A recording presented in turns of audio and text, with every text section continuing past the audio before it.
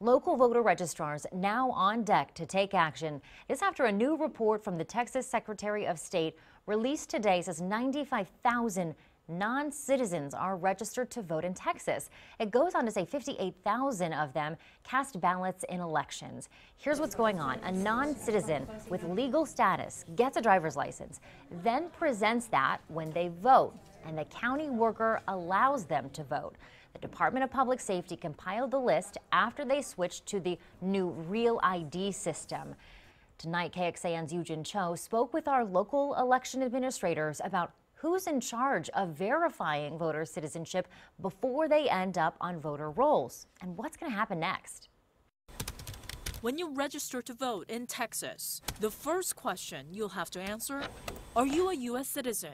The voter registration system is an honor system. The Secretary of State's office told us local voter registrars go by your word and start processing your application. But when we spoke with Travis and Hays County officials, for decades it's been at the state level. That's been a state responsibility. We don't prove citizenship here in our office. That's done at the state level. They said once they enter in your information, it's up to the state to check your citizenship. And they will either send back records that are complete and accurate and confirmed, and we will put them on the voter rolls, and then they will send us records where there are questions. In those cases where there are some questions, the Travis County voter registrar said his office will then contact that person and ask for proof, like your passport or birth certificate. While he can't reveal any specific details about the process, Bruce Alfan told me when his staff receives any proof of citizenship documents, they're trained so they can tell if those documents are real or fake. That's the process local election officials will have to go through now.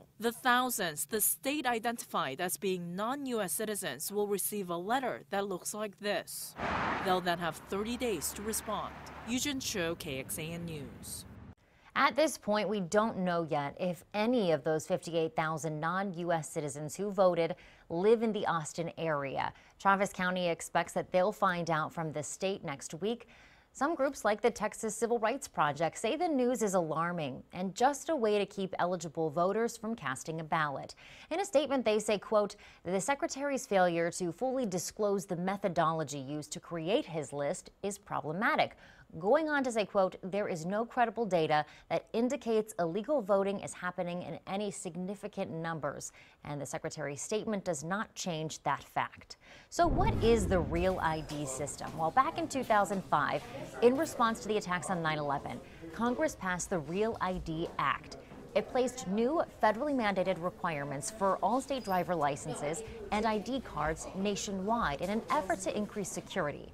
They include showing an ID with the full name and birth date, a birth certificate, social security number, or proof of legal U.S. citizenship. To know if you have a real ID, you'll see a star on the right side of your card.